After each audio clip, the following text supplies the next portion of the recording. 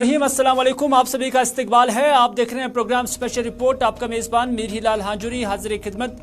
दोपहर के 4 बज चुके हैं। श्रीनगर के स्टूडियो से बराह रास्त स्पेशल रिपोर्ट लेकर आज हम हाजिर खिदमत में। नाज़रीन किराम, मुतअद्दिद खबरें आया चाहती हैं। राहुल गांधी का हवाले से सबसे पहले जिक्र करते हैं, क्योंकि राहुल गांधी को डिस्क्वालीफाई किया गया है मुल्क के सबसे बड़े ऐवान पार्लियामेंट से। लेकिन आज राहुल गांधी ने प्रेस कॉन्फ्रेंस दी है और उन्होंने कहा कि मुझे इसलिए पार्लियामेंट से डिस्क्वालीफाई किया गया क्योंकि वजीर आजम नरेंद्र मोदी पार्लियामेंट में मेरी अगली होने वाली तकरीर से खौफजदा हो गए। यानी वजीर आजम खौफजदा हो गए और इसी वजह से मुझे डिस्क्वालीफाई किया गया। वो नहीं चाहते हैं कि मैं आंखों में आंखें डालकर अगली तकरीर करूं। ये राहुल गांधी का कहना था जो उन्होंने आज प्रेस कॉन्फ्रेंस दी है। उन्होंने कहा कि सवाल यह है कि 20,000 करोड़ रुपए अडानी की शेल कंपनी में आ गई। ये पैसा कहां से आया है? वजारत दिफा ये सवाल क्यों नहीं करती है कि ये पैसा कहां से आ गया है? ये राहुल गांधी कहते हैं। राहुल ये भी पूछते हैं कि सवाल पूछा गया कि जब ये राहुल गांधी से सवाल पूछा गया कि ये कहते हैं कि राहुल गांधी माफी मांगे, तो राहुल गांधी क्या सोचते हैं? राहुल गांधी ने कहा कि मेरा नाम गांधी है, मैं सावरकर नहीं हूं। इसीलिए राहुल गांधी सोचता है कि मेरा नाम सावरकर नहीं है कि माफी मांगू, यानी मैं माफी किसी भी तौर पर नहीं मांगूंगा। ये राहुल गांधी का कहना है। उन्होंने कहा कि मैं स्पीकर से अपील करता था कि मुझे बोलने दिया जाए, वो मुस्कुराते हुए इनकार करते थे। मैंने 2 बार चिट्ठी भी लिखी, फिर जाती तौर भी स्पीकर से कहा कि मुझे बोलने दिया जाए, लेकिन कभी भी मुझे पार्लियामेंट के अंदर बोलने की इजाजत नहीं दी गई है, क्योंकि इन्हें पता था कि अगर मैंने मुंह खोल दिया तो फिर सरकार की जो है मैं कहीं ना कहीं बहुत तनकीद करूंगा। ये राहुल गांधी का कहना था। उन्होंने ये भी कहा कि असल में इस मुल्क के इदारों पर हमला हो रहा है और उस हमले का मैकेनिज्म मोदी और अडानी का रिश्ता है। मैं सवाल पूछ रहा हूं कि बीजेपी अडानी को क्यों प्रोटेक्ट कर रही है? ये राहुल गांधी सवाल छोड़कर चले गए।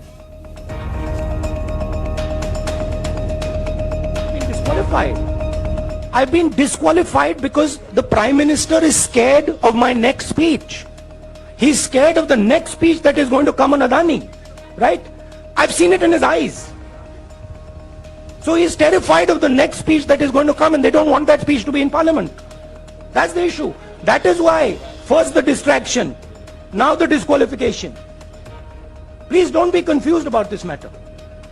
There is a deep relationship between Narendra Modi ji and Mr. Adani. There is a question. 20,000 crore rupees have suddenly arrived in Mr. Adani's shell companies. Where has this money come from? Whose money is it? It is, some of these companies are defense companies. Why is the defense ministry not asking this question? Why is the defense ministry not asking the question? But please explain to us whose money is this that is being spent on our drone development, that is being spent on our missile development, that is being spent on our ordnance production? Why is the defense ministry not asking this question? Rahul Gandhi सोचता है मेरा नाम सावरकर नहीं है, मेरा नाम गांधी है। गांधी किसी से माफी नहीं मांगता। और मैंने कहा पार्लियामेंट हाउस में, कहा कि भैया मुझे बोलने दीजिए ना, एक बार तो बोलने दीजिए। 2 बार चिट्ठी लिखी, तीसरी बार मैं पर्सनली स्पीकर से जाके कहता हूं, स्पीकर सर प्लीज, आप डेमोक्रेसी के लोकतंत्र के आप प्रोटेक्टर हैं, मुझे बोलने दीजिए। मुस्कुरा के कहते हैं भैया मैं तो नहीं कर सकता। आप नहीं कर सकते तो कौन कर सकता है? शायद मुझे जाके मोदी जी से पूछना पड़े, वो तो करने नहीं देंगे। तो मेरा जो पॉइंट है, इस देश में लोकतंत्र खत्म हो गया है। इस देश के लोग जो इनके दिल में है, हमारे दिल में है, बोल नहीं सकते हैं। इस देश के इंस्टीट्यूशन पर आक्रमण हो रहा है और उस आक्रमण का मैकेनिज्म क्या है? उस आक्रमण का मैकेनिज्म नरेंद्र मोदी जी और अदानी जी का रिश्ता है, वो फाउंडेशन है। मैं नरेंद्र मोदी जी पर सवाल नहीं पूछ रहा हूं, मैं अदानी जी पर सवाल पूछ रहा हूं। बीजेपी अदानी जी को क्यों प्रोटेक्ट कर रही है? आप नरेंद्र मोदी जी को प्रोटेक्ट कीजिए। चाहे मुझे सदस्यता मिले ना मिले, मैं अपना काम करूंगा। अगर ये मुझे परमानेंटली डिस्क्वालीफाई कर दें तो भी मैं अपना काम करूंगा। अगर मुझे रीइंस्टेट कर दें तो भी मैं अपना काम करूंगा। मुझे कोई फर्क नहीं पड़ता मैं पार्लियामेंट के अंदर हूं या बाहर हूं, कहां हूं। मैंने आपसे कहा मुझे अपनी तपस्या करनी है, मैं उसको करके दिखाऊंगा, आपके लिए नहीं, अपने लिए। तो राहुल गांधी कहते हैं कि मुझे पार्लियामेंट के अंदर बोलने की इजाजत नहीं दी जा रही, ये आप बोलने की कभी भी मुझे इजाजत नहीं मिली है। लेकिन इधर जम्मू कश्मीर के अंदर मुलाजमीन पर अब सरकार काफी सख्त हुई है, क्योंकि मुलाजमीन जो खासतौर पर सरकारी मुलाजमीन है उनसे कहा गया है कि अगर उन्होंने सोशल मीडिया पर सरकारी पॉलिसियों की तनकीद की या उन्होंने सरकारी किसी फैसले की तनकीद की, न सिर्फ सोशल मीडिया पर बल्कि किसी और जगह पर, किसी फंक्शन में, रेडियो में, टीवी में या सोशल मीडिया पर, तो उन्हें सरकार की सख्ती झेलनी पड़ेगी।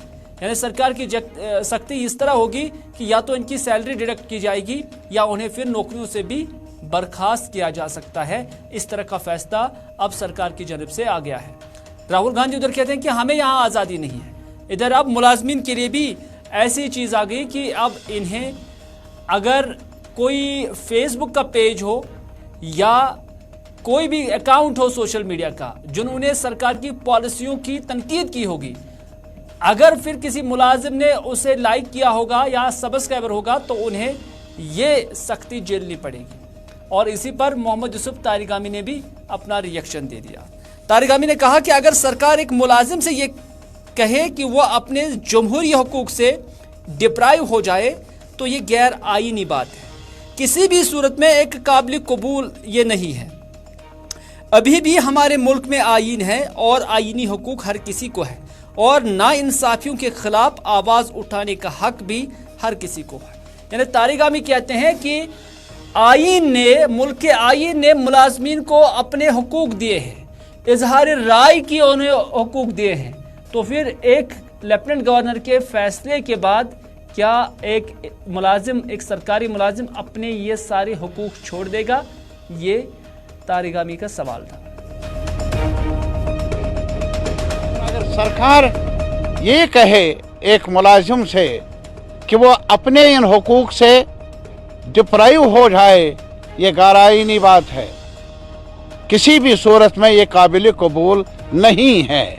मैं याद दिलाना चाहूँगा मौजूदा इंतज़ामिया के रहनुमाओं को, क्या अभी हमारे मुल्क में कॉन्स्टिट्यूशन है और कॉन्स्टिट्यूशनल राइट्स हैं हर शहरी को, मुलाजिमों को इज्तिमाई तौर जदोजहद करने का भी, नाइंसाफियों के खिलाफ आवाज़ उठाने का भी, पुरअमन एहतजाज करने का भी अधिकार है, जिसे डिप्राइव नहीं किया जा सकता। अगर ऐसा किया गया, ये कानून की खिलाफ वर्जी है, ये आईन की खिलाफ वर्जी है। मेरा मशवरा है मौजूदा इंतज़ामिया से, आप आईन का पालन करें, कानून का पालन करें, ठीक उसी तरह जिस तरह बाकी जम्मू कश्मीर की सियासी जमातों को काफ़ी उम्मीद थी कि शायद फौरन से पेशतर जम्मू कश्मीर के अंदर इंतखाबात कराए जा सकते हैं, लेकिन कल इलेक्शन कमीशन की जानिब से जो स्पेशल समरी रिवीजन का हुक्मनामा जारी किया गया और कहा गया है कि अप्रैल के 10 तारीख तक ये समरी रिवीजन जो है कंप्लीट किया जाए, तो उस पर अब जो उम्मीदें थी उस पर पानी फेर गया है, क्योंकि सियासी जमातों का कहना है कि ये इलेक्शन कमीशन भी अब टाल मटोल कर रहा है। वैसे यहाँ इसकी ज़रूरत ही नहीं थी, जब नवंबर के महीने में रिवीजन हो गया था तो आज फिर से रिवीजन करने की ज़रूरत ही क्या थी। हालांकि यही सवाल हमने अशोक कौल से भी पूछा, जो कि भारतीय जनता पार्टी के जनरल सेक्रेटरी है। उन्होंने कहा कि स्पेशल समरी रिवीजन पर बीजेपी के अशोक कौल का कहना है कि स्पेशल रिवीजन सिर्फ जम्मू कश्मीर के लिए ही नहीं है बल्कि और 2 रियासतों के लिए भी हो रहा है। हालांकि अगर देखा जाए तो ये बात सही भी है कि ये दो और रियासतों के लिए भी ये रिवीजन हो रहा है, लेकिन हकीकत ये है कि उन 2 रियासतों में लेटेस्ट रिवीजन नहीं हुआ था, लेकिन जम्मू कश्मीर के अंदर हुआ था, जिस पर अशोक कौल साहब ने कोई लबकुशाई नहीं की। बहरहाल अशोक कौल साहब ने यह भी कहा कि वरना हम भी ये मुतालबा कर रहे हैं कि यहाँ इलेक्शन हो जाने चाहिए। हालांकि ये इलेक्शन कमीशन का प्रोग्रेटिव है, हो सकता है कि मई के बाद इंतखाबात कराए जाए। इधर एलजी साहब ने भी इस तरह के बात कही है कि अब इलेक्शन हो जाने चाहिए, यह अशोक कौल का कहना है। केवल जम्मू कश्मीर को ही उन्होंने नहीं कहा है, और 2 स्टेटों के लिए उन्होंने स्पेशल रीजन की बात की है। अकेले जम्मू कश्मीर के लिए नहीं है स्पेशल रीजन, मुझे लगता है शायद गुजरात और कोई एक स्टेट है जिसको उन्होंने कहा है। और ये तो इलेक्शन कमीशन ऑफ इंडिया ने देखा होगा और उन्होंने चीफ इलेक्टोरल ऑफिसर को हिदायत दी है कि भाई ये समरी रिवीजन करें।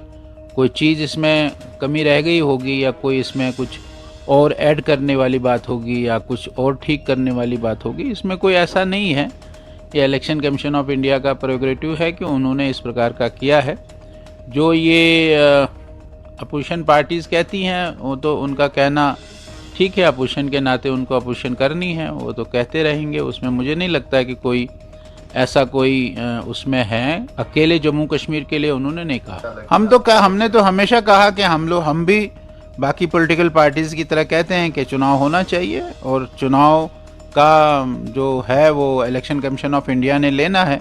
इलेक्शन कमीशन ऑफ इंडिया जब भी लेगा, अब उन्होंने ये विशेष समरी रिवीजन की बात कही है और उसके बाद मई ख़त्म हो जाएगा, तो मई के बाद हो सकता है कि वो चुनाव की घोषणा करे।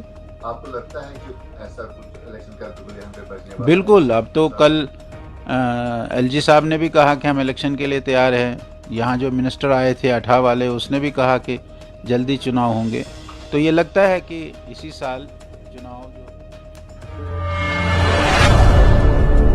जो हर कोई बोलता है कि इलेक्शन हो जाने चाहिए लेकिन हो नहीं रहे हैं। बात यही है। निजामुद्दीन भट्ट कहते हैं कि इस रिवीजन के पीछे सिर्फ दो ही चीजें हो सकती हैं। निजामुद्दीन भट्ट पीपल्स कॉन्फ्रेंस के लीडर हैं। उन्होंने कहा कि इस कोशिश के पीछे दो ही चीजें हो सकती हैं, या तो इलेक्शन को टालना चाहते हैं सरकार, या इन वोटरान को या उन वोटरान का इंदराज का इंतजार है जिससे उन्हें मतलब है, यानी सरकारी जमात को जिससे मतलब है उन्हीं का इंतजार है। मैंने कुल मिलाकर अगर देखा जाए तो निजामुद्दीन भट्ट यही कहते हैं कि या तो सरकार चाहती है कि इलेक्शन वक्त पर ना हो जाए और इस दौरान बहाना इस स्पेशल समरी रिवीजन का दिया गया, या फिर सरकार चाहती है कि उन लोगों को यहाँ पर वोटिंग राइट दिया जाए जो जम्मू कश्मीर के रहने वाले नहीं हैं। उन्होंने कहा कि हालांकि डेमोग्राफिक इम्बैलेंस पैदा करने की शक व शुबहात तो पहले से ही हैं यहाँ, वरना हदबंदी मुकम्मल हुई थी, स्पेशल रिवीजन भी हुआ था, फिर नए सिरे से ऐसा करने की ज़रूरत ही क्या थी। वो इस अमल से इंतखाबात को टालना चाहते हैं।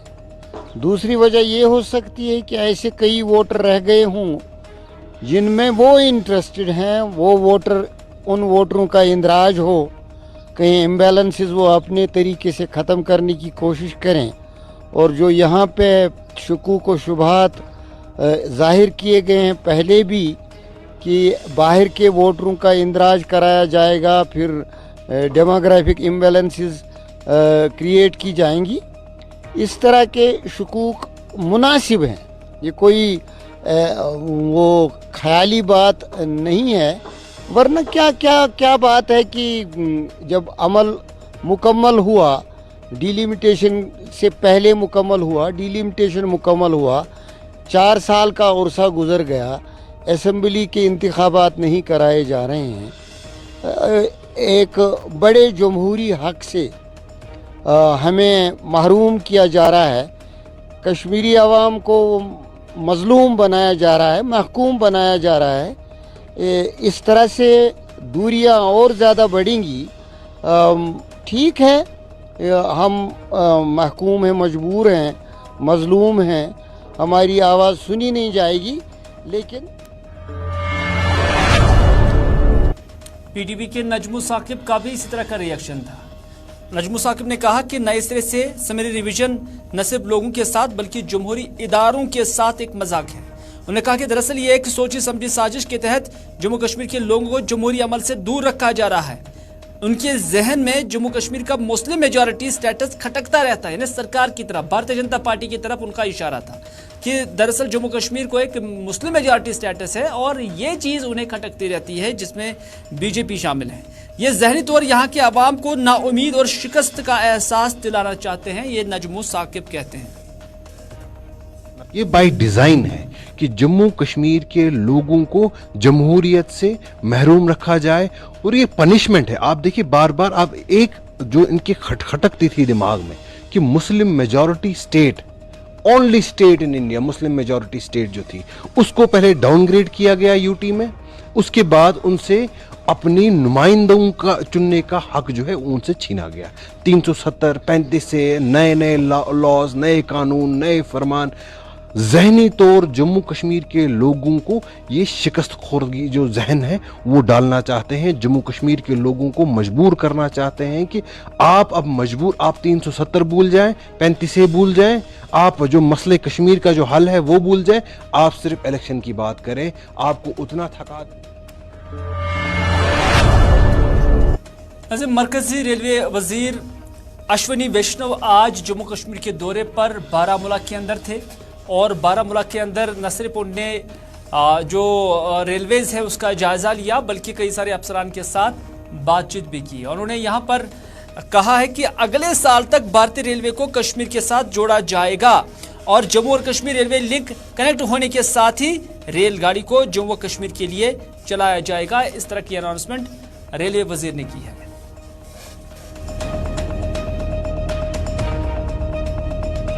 आज बहुत ही खुशी है कि रेलवे लाइन का, भारतीय रेलवे के नेटवर्क का जो लास्ट स्टेशन है बारामूला, आज यहाँ पर इंस्पेक्शन किया, कंप्लीट देखा स्टेशन को, यहाँ की फैसिलिटीज़ को, और बहुत सारे सुझाव आए यहाँ पे एडमिनिस्ट्रेशन की तरफ से।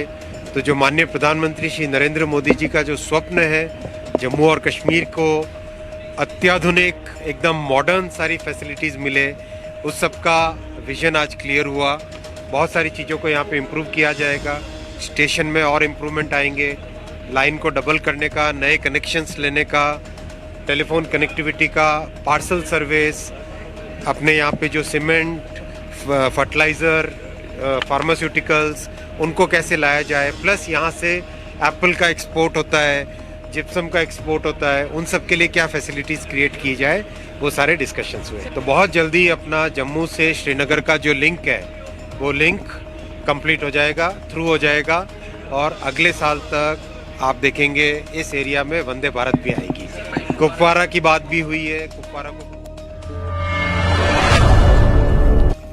इधर राहुल गांधी की रुकनीत मंसूख किए जाने के खिलाफ आज त्राल के अंदर कांग्रेस लीडरान ने या कांग्रेस कारकुन ने एहतजाजी मुजाहरा किया और इस एहतजाजी लोगों ने राहुल गांधी की रुकनीत मंसूख होने के खिलाफ सख्त रद्द-ए-अमल जाहिर करते हुए कहा कि इस फैसले से जाहिर होता है कि हुकूमत उनसे खौफजदा है और जिस तरह मुल्क में मुखालिफ ताकतों को दबाया जा रहा है उससे साफ अंदाजा होता है कि मुल्क में अंधेर नगरी का राज कायम है।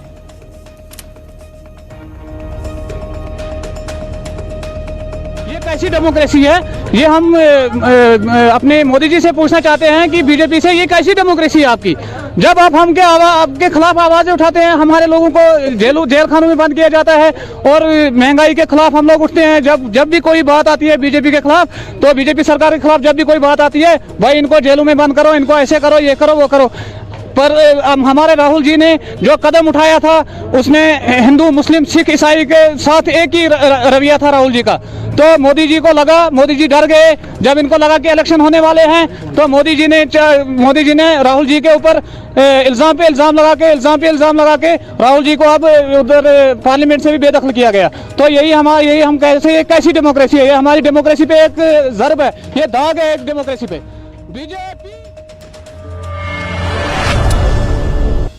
चलिए अभी खबर आ रही है बड़ी ब्रह्मनाथ जम्मू से, जहां पर एक स्क्रैप फैक्ट्री में धमाका हुआ है जिसके नतीजे में एक शख्स के हलाक होने की इत्तला है। हालांकि सरकार की जानब से अभी इस हलाकत की तस्दीक नहीं हुई है, लेकिन अभी ये खबर हम आपकी नजर कर रहे हैं जिसमें सुभाष गुप्ता एंड सन्स की जो फैक्ट्री है उसके अंदर ये धमाका हुआ है जिसमें एक शख्स के मारे जाने की इतला है, जबकि 4 से 5 अफराद जख्मी हो गए हैं। जम्मू के अंदर यह धमाका हुआ है और एक फैक्ट्री जो स्क्रैप फैक्ट्री है वहां पर यह धमाका होता है।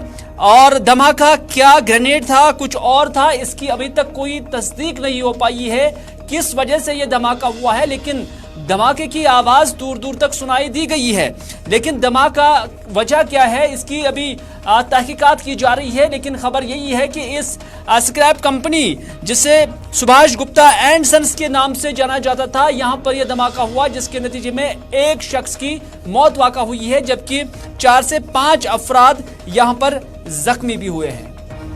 अगली खबर में बात करते हैं एयरपोर्ट ट्रेडर्स बॉडी की, जिन्होंने आज यहां पर एहतजाजी मुजाहरा भी किया। ये एयरपोर्ट मार्केट जिसकी तस्वीरें हम आपको दिखा रहे हैं, यहां के लोग आज एहतजाज कर रहे थे। एहतजाज में यहां के लोगों ने कहा कि जब से बिजली महकमा ने यहां स्मार्ट मीटर लगाए तब से हमें शदीद मुश्किलात का सामना है। हालांकि इन ताजरों का कहना है कि उन्होंने इसका वेलकम भी किया है, अगरचे उनकी फीस बढ़ा दी भी गई है, लेकिन उनका कहना है कि यहाँ न सिर्फ बिजली वालों ने गैर मयारी मटेरियल लगाया है, बल्कि यहाँ 440 वाट पावर भी आता है।